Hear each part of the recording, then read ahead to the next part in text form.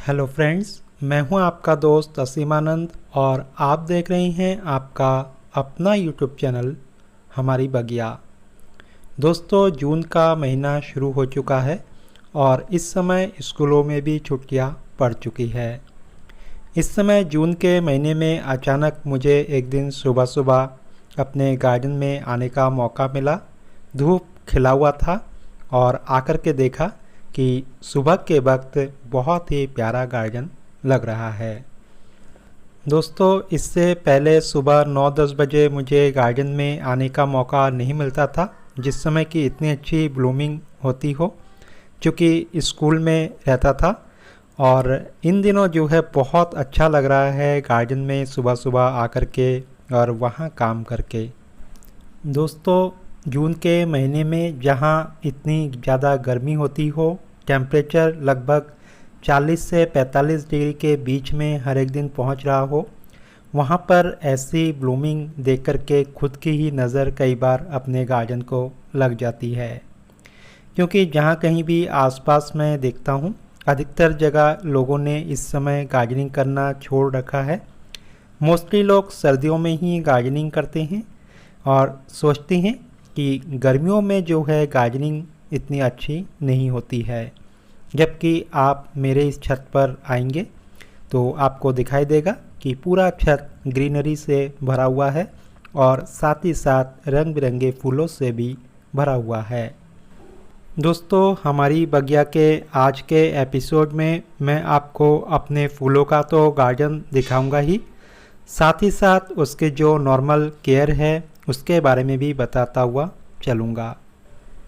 दोस्तों, सबसे पहले अपने गार्डन के सेंटर में जो मैंने लगा रखा है विंका, उसकी बात करूँगा। बीच में जो है एक बड़े गमले में चंपा का पौधा लगा हुआ है और चारों तरफ से जो विंका है उनको मैंने लगा दिया है। यूजुअली जो है हम पर्पल कलर के और जो वाइट कलर के विंका है वो देसी विंका होते हैं, उसको हम घर में लगाते हैं या कई बार अपने आप उगाते हैं। लेकिन अगर आपको इस तरह के रंग बिरंगे विंका चाहिए तो आप इस समय नर्सरी में विज़िट कर सकते हैं। मात्र 10 से 15 रुपए के बीच में इस तरह के पौधे आपको मिल जाएंगे और एक बार अगर इन पौधों को आप थोड़ा सा केयर करके रखेंगे तो ये जो है साल भर तक चल जाएंगे और अगले साल भी इन्हीं पौधों में दोबारा से ब्लूमिंग होती रहेगी। जो हाइब्रिड विंका है ये वाले, तो इसमें बीजों से दोबारा पौधा उगाना मुश्किल होता है। आप अगर पौधे को बचा करके रखेंगे तो उसमें अच्छे उगेंगे। और अभी जो आप विंका देख रहे हैं ये देसी वाले हैं और इस तरह के बीज जो है चाहे देसी हो चाहे हाइब्रिड हो, सब में निकलते जाते हैं। दोस्तों, अगर आप चाहते हैं कि विंका में फूल लगातार आते रहे तो ये जो बीज है इसको बनने ना दे। बीज बनना जैसे ही शुरू हो तो इन बीजों को आप तुरंत तोड़ दें। इससे जो पौधे की पूरी एनर्जी है वो फूलों में आएगी और पौधे जो है फूल ज़्यादा प्रोड्यूस करेंगे। साथ ही साथ जो भी सूखे हुए फूल हैं उनको डेली हटाते रहें तो आपके पौधे हमेशा चमक धमक के साथ बने हुए रहेंगे। अगला जो देख रहे हैं ये है देसी गुड़हल और देखिए कितनी अच्छी ब्लूमिंग हो रही है। छोटा सा पौधा है, अभी कोई पौधा 6 महीने का है तो कोई 1 साल का, और इसमें जो है इतनी अच्छी ब्लूमिंग हो रही है। दोस्तों, मेरे पास गुड़हल के काफ़ी वैरायटी है और अधिकतर इनमें से मैंने कटिंग से ही तैयार किया है। बहुत सारे लोग जो है कटिंग मुझसे भी मांगते हैं, लेकिन अभी जो है पौधे छोटे हैं, कटिंग देने लायक जब भी होता है या जब भी कटाई छटाई करता हूँ तो उगने लायक होता है तो मैं ज़रूर आसपास में उनको दे देता हूँ। दोस्तों, कई बार आप लोगों के कमेंट आते हैं, फ़ोन आते हैं, इनकी कटिंग आप मांगते हैं, लेकिन कटिंग को ऑनलाइन भेजना संभव नहीं है। ऑनलाइन में जो भी चीज़ें हैं पहुँचते पहुँचते 5 से 7 दिन तक लग जाते हैं, जबकि कटिंग को तुरंत लगाना होता है और तुरंत लगाते भी हैं तो कई बार कई कटिंग्स फेल भी होती है। इसलिए आप जो है कोशिश करें कि अपने आसपास से कटिंग ले या कहीं घूमने जाए तो वहाँ देखें, तो वहाँ से आप कटिंग ला सकते हैं। तो इसी तरीके से कलेक्शन करेंगे तो धीरे धीरे आपके पास भी बहुत सारे पौधे हो जाएंगे। दोस्तों मैं लगभग हर वीडियो में जो फूलों को दिखाता हूँ या सब्जियों को दिखाता हूँ तो साथ ही साथ उसके केयर के बारे में भी बात करता हूँ, लेकिन फिर भी आप लोग मुझे कमेंट करते हैं कि आपके बगीचे में हो रही हैं, मेरे बगीचे में नहीं हो रही हैं। दोस्तों जब भी आप वीडियो को देखें तो बातों को थोड़ा सा ध्यान से सुने, नॉर्मल केयर करें, आपके बगीचे में भी फूल अवश्य खिलेंगे। बहुत सारे लोग पौधों को एक बार लगा देते हैं और बाद में उसकी कोई केयर नहीं करते, बस पानी देते हैं और ये एक्सपेक्ट करते हैं कि फूल हमेशा मिलते रहे। तो ऐसा संभव नहीं है। अगर आप पौधों से हमेशा ब्लूमिंग चाहते हैं, अच्छी ब्लूमिंग चाहते हैं, तो पौधों को भी हमेशा कुछ ना कुछ जो उनके खाद्य पदार्थ हैं वो आपको देने होते हैं। दोस्तों पौधों की जब ग्रोथ का समय हो तो ऐसे में नाइट्रोजन की आवश्यकता पौधों को ज़्यादा पड़ती है। तो ऐसे में सब्जियों के छिलके का जो लिक्विड फर्टिलाइज़र है वो काफ़ी अच्छा माना जाता है, नाइट्रोजन का बहुत अच्छा सोर्स होता है। साथ ही साथ आप सरसों की खली का जो लिक्विड फर्टिलाइज़र है, जो कि 100 ग्राम सरसों की खली को 3 दिन भिगोने के बाद उसको 1 बाल्टी पानी में डाइल्यूट करने के बाद बनता है, तो इस पानी को आप अपने पौधों में सप्ताह में 1 बार दे सकते हैं। दोस्तों जब पौधे के ब्लूमिंग का टाइम होता है या ब्लूमिंग हो रहा होता है तो ऐसे में पौधों में पोटाश की बहुत ज़्यादा आवश्यकता होती है। साथ ही साथ जो फास्फोरस है उसकी भी आवश्यकता होती है। तो इसके लिए केले के जो छिलके हैं उसका लिक्विड फर्टिलाइज़र बहुत अच्छा है। तो ब्लूमिंग टाइम पर आप केले के छिलकों का लिक्विड फर्टिलाइज़र देते रहेंगे तो आपकी ब्लूमिंग भी बहुत अच्छी होती रहेगी। दोस्तों घर में सब्जी के छिलकों का लिक्विड फर्टिलाइज़र किस तरह से बनाएंगे या केले के छिलकों का लिक्विड फर्टिलाइज़र किस तरह से बनाएंगे, सरसों की खली का लिक्विड फर्टिलाइज़र किस तरह से बना सकते हैं, तो इन सब पर जो है अलग अलग वीडियोस इस चैनल पर बने हुए हैं। चैनल को अवश्य से सब्सक्राइब करके रखें और जो सब्सक्रिप्शन का ऑप्शन है तो वहां से आप वीडियो को देखेंगे तो सारे वीडियोस जो है आपको टॉपिक वाइज नज़र आएंगे। तो वहां से भी देख करके आप जो है अलग अलग वीडियोस से सभी चीज़ों के बारे में जान सकते हैं। दोस्तों ये जो आप देख रहे हैं फूल, ये है मुसंडा। ऐसे इसमें और भी ज़्यादा ब्लूमिंग थी, बहुत ज़्यादा आंधी तूफान बीच में आया था जिसमें कि गमले के ये जो फूल हैं काफ़ी सारे उसमें झड़ गए थे और गिर गए थे, कई ब्रांचेस भी टूटी थी। देखिए एक कीड़े का अटैक भी यहाँ पर हो रहा है, इधर उधर जाने की कोशिश कर रहा है लेकिन मेरे कैमरे के सामने आ गया। तो गार्डन को हमेशा देखते रहें, ये ज़रूरी होता है हम सब के लिए कि रोज़ाना अपने गार्डन को एक बार सुबह सुबह ज़रूर चेक करें या रात को एक बार या शाम को एक बार चेक करें और देखें कि कहीं कोई कीड़े मकोड़े तो नहीं हैं।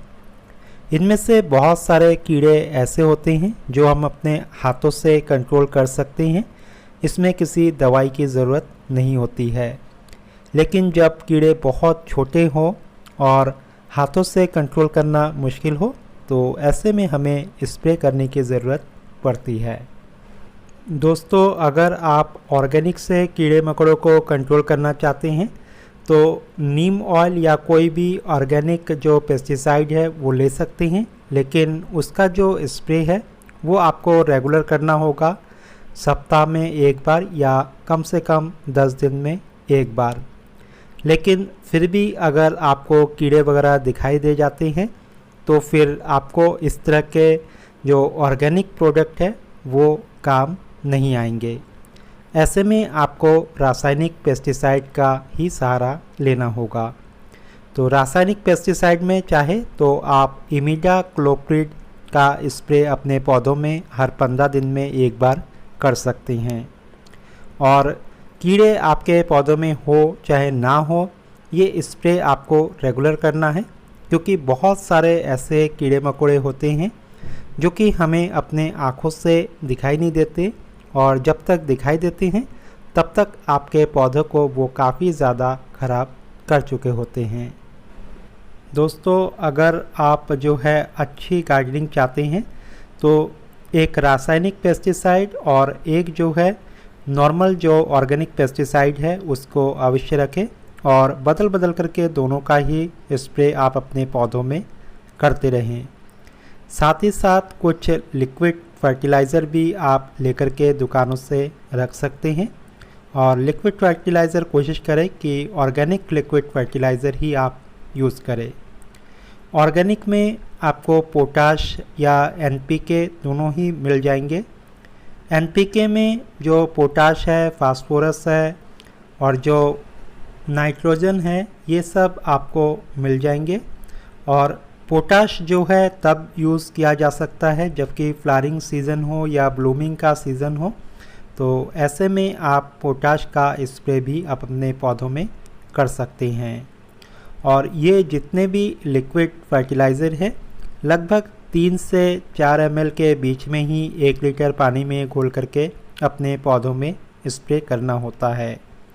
तो जो भी किचन वेस्ट है उसका तो यूज़ करें ही, साथ ही साथ इस तरह के जो लिक्विड फर्टिलाइज़र है बीच बीच में आप करते रहेंगे तो देखेंगे कि आपके जो पौधे हैं बहुत अच्छे रहेंगे और फ्लावरिंग भी ज़्यादा होगी। दोस्तों, अगर आपके पास कम गार्डनिंग है, मतलब जैसे 15-20 गमले हैं, तो उसके लिए जो 1.5-2 लीटर का स्प्रेयर बोतल होता है तो उसका तो आप यूज़ कर सकते हैं। लेकिन अगर आप सोचते हैं कि गार्डन थोड़ा बड़ा है, लगभग 80 से 100 गमले या उससे ज़्यादा होंगे, तो ऐसे में आप छोटे स्प्रेयर का यूज़ ना करें, क्योंकि उसमें आपको बार बार जो दवाई घोलना है उसको बनाना है, तो इसमें काफ़ी ज़्यादा टाइम लग जाएगा। तो ऐसे में जो है आप 8 लीटर का जो स्प्रेयर होता है वो भी हैंड से ही पंप किया जाता है, तो उस तरह का आप डिब्बा ले सकते हैं और उससे अपने पौधों में स्प्रे कर सकते हैं। इस तरह के स्प्रेयर में लंबे जो हैंडल वाला नोज़ल है वो होता है, जिससे कि जो स्प्रे है वो दूर तक जाता है और आपके शरीर पर भी इसके छींटे नहीं आते हैं। साथ ही जो पत्तियों के पीछे का एरिया होता है नीचे के साइड से, तो वहाँ भी आप अच्छे से स्प्रे कर सकते हैं, और छोटे बॉटल से उन सब जगह पर स्प्रे करना काफ़ी दिक्कत या मुश्किल भरा होता है। दोस्तों, अपने गार्डन में अधिक से अधिक किचन वेस्ट का यूज़ करना सीखें। बहुत सारे वीडियोस इस चैनल पर है जिसमें आपको अलग अलग तरह से किचन वेस्ट का यूज़ करना बताया गया है, जिससे कि आपके घर का जितना भी कूड़ा कचरा है वो भी बहुत अच्छे से यूज़ भी हो जाएगा और साथ ही कहीं भी गंदगी भी नहीं फैलेगी। दोस्तों, ऐसे बहुत सारे उपाय हैं जिसमें कि किचन वेस्ट से आपके जो बदबू है वो नहीं आएगी, साथ ही जो कीड़े मकोड़े कई बार बनने की शिकायत होती है, ऊपर ऊपर दिखाई देता है, तो इस तरह की नौबत भी नहीं आएगी। तो वीडियोस को आप फॉलो करते रहें, हमारी बगिया को कंटिन्यूस देखते रहें और पिछले जो भी वीडियोस हैं उनको देखते रहेंगे तो इस तरह के उपाय आपको मिल जाएंगे। दोस्तों, गार्डन तभी अच्छा लगता है जब वो पूरी तरह से साफ़ सुथरा हो। कई लोग जो है इस बात का ध्यान नहीं रखते और पेड़ पौधों में जैसा हो रहा है, जो फूल सूख रहे हैं सूखने देते हैं, जहाँ पत्ते पीले पड़ गए हों तो पीले वैसे ही रहने देते हैं।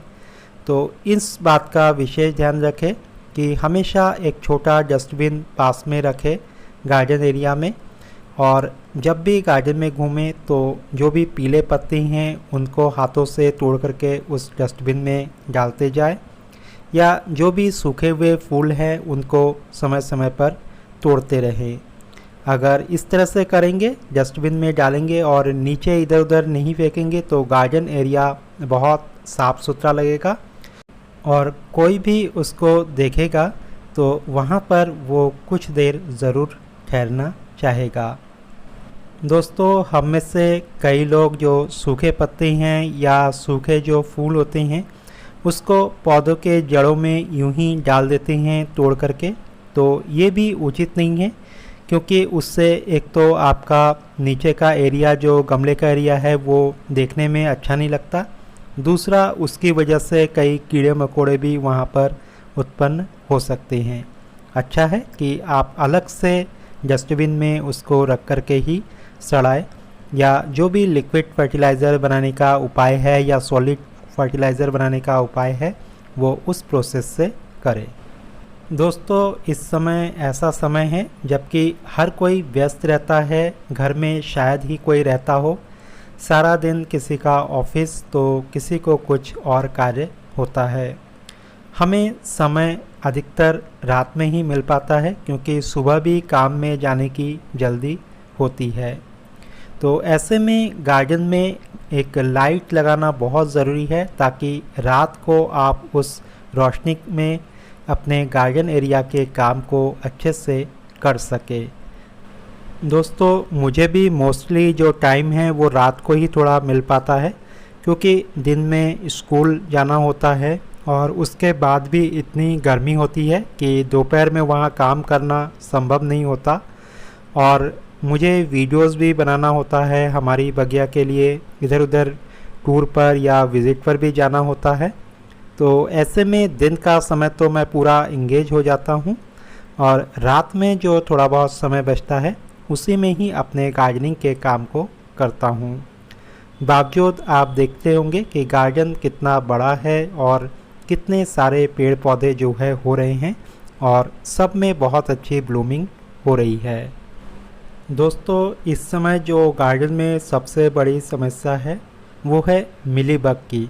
मिलीबग हमारे पत्तों से चिपक जाते हैं जो सफ़ेद सफ़ेद से होते हैं, और गार्डन के रस को चूस करके पूरी तरह से पौधे को सुखा देते हैं।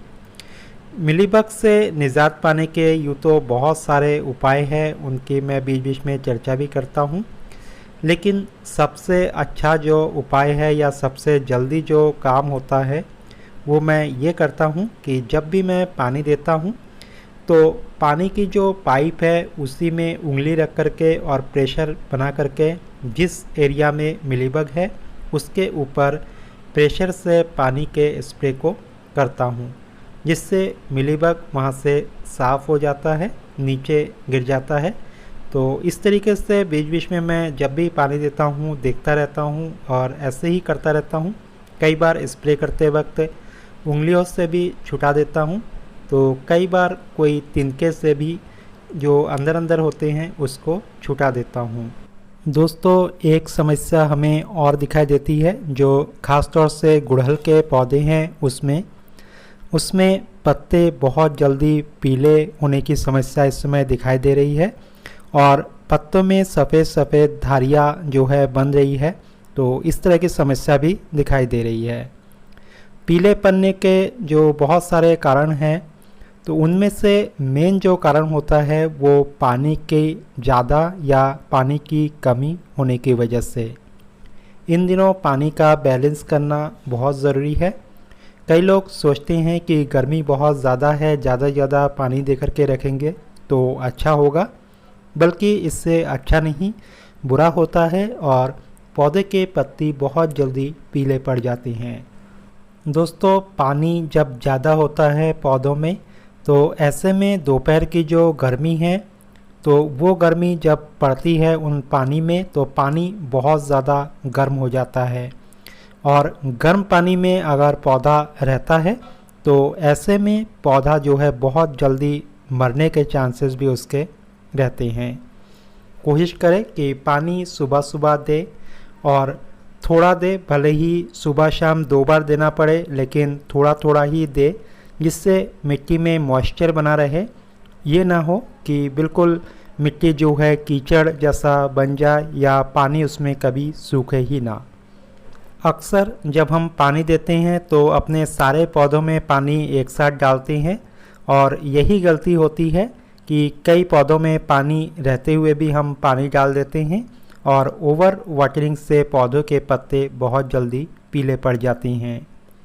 साथ ही पानी की कमी से भी ये समस्या हो सकती है, लेकिन पानी की कमी ना हो तो थोड़ा थोड़ा पानी आप हमेशा अपने पौधों को देते रहे और कोशिश करें कि इन दिनों गर्मियों में पौधे को थोड़ा सा स्प्रे करके नहला दे। दोस्तों, कई लोग गार्डन की बहुत ज़्यादा केयर करती हैं और बार बार निराई गुड़ाई करती हैं। इससे भी जो है पौधों में फ्लावरिंग कम आती है। तो बार बार निराई गुड़ाई ना करें। अगर पानी जिस समय आप दे रहे हैं पौधों में, तो उसके 5 मिनट बाद आप अगर कोई घास वगैरह उसमें से हो रहा है तो उसको उंगली से निकालेंगे तो आसानी से निकल आएगा और निराई गुड़ाई करने की भी ज़रूरत नहीं पड़ेगी। रासायनिक खाद का प्रयोग इस समय इतनी गर्मी में ना ही करें तो बेहतर है, और अगर करते भी हैं तो बहुत थोड़ा आप कर सकते हैं और गमले के बिल्कुल किनारे किनारे से और मिट्टी के अंदर डाल करके ही उसे दे, ऊपर ऊपर से उसे कभी ना बिखेरे। अगर आप वर्मी कंपोस्ट या किचन वेस्ट का यूज़ कर रहे हैं तो भी मिट्टी को थोड़ा सा गुड़ाई कर ले हल्का हल्का, और गुड़ाई करने के बाद ही फिर जो है उसमें उस कंपोस्ट को डालें। दोस्तों, अडेनियम और पोर्चुलिका जैसे प्लांट होते हैं तो इसमें जो है ज़्यादा पानी देना उचित नहीं है। पानी इसमें कम कम दे ताकि पौधे की जो जड़ है वो ठीक रहे। ज़्यादा पानी इसमें होगा तो जड़ें जो है गल सकती है, पौधा ख़राब हो सकता है। दोस्तों, ये वाला जो अडेनियम का पौधा है तो बीच में से मेन ब्रांच को मैंने काट दिया था, और कट करने के बाद चारों साइड से इस तरह से बहुत सारे ब्रांचेस निकले। तो इस तरह की कटिंग भी आप कर सकते हैं, लेकिन अभी इन दिनों अगर आपके वहाँ बहुत ज़्यादा टेम्परेचर हाई है और बारिश नहीं हो रही है तो अभी कुछ दिन तक ना करें। इसके बाद जैसे ही बारिश का मौसम आए तब आप उसको कट कर सकते हैं, और कट करने के बाद ऊपर से कोई पॉलीथीन वगैरह से आप उसको कवर कर दें और उसको पूरी तरह से बांध दें या टेप लगा करके रखें, ताकि जो बारिश का पानी है या जो कीड़े मकोड़े हैं उसका अटैक वहाँ पर ना हो। दोस्तों, ये जो फूल देख रहे हैं ये है मैक्सिकन पिटूनिया। गर्मियों में और बरसात में खूब खिलते हैं, लेकिन फूल सुबह से शाम तक ही रहता है और रोज़ाना ये फूल जो है इस तरह से सूख जाते हैं। तो जितने भी सूखे हुए फूल हैं उनको तुरंत आप या तो शाम को अलग कर दें या रोज़ाना सुबह सुबह इसको साफ़ कर दें। अदरवाइज़ पौधा देखने में बहुत ख़राब लगता है, और जो इसके फूल है बहुत पतले होते हैं तो तुरंत ही जो है ब्राउन कलर हो जाते हैं और पत्तों के साथ चिपक जाते हैं। ये जो है कुछ सर्दियों के पौधे वगैरह है और सक्यूलेंट है, तो इनको मैंने दीवार के साइड में रख दिया है जहाँ की दोपहर के बाद धूप ना आए। तो ऐसी जगह पर आप सर्दियों के जो पौधे हैं या सक्यूलेंट है उनको रख सकते हैं। उम्मीद है दोस्तों आज का ये एपिसोड भी आपको हर बार की तरह काफ़ी अच्छा लगा होगा। दोस्तों, अगर अभी तक आपने हमारी बगिया यूट्यूब चैनल को सब्सक्राइब नहीं किया है तो अवश्य से इसे सब्सक्राइब कर लीजिएगा। आज के लिए बस इतना ही। फिर मिलते हैं एक नए एपिसोड के साथ। तब तक देखते रहिए हमारी बगिया।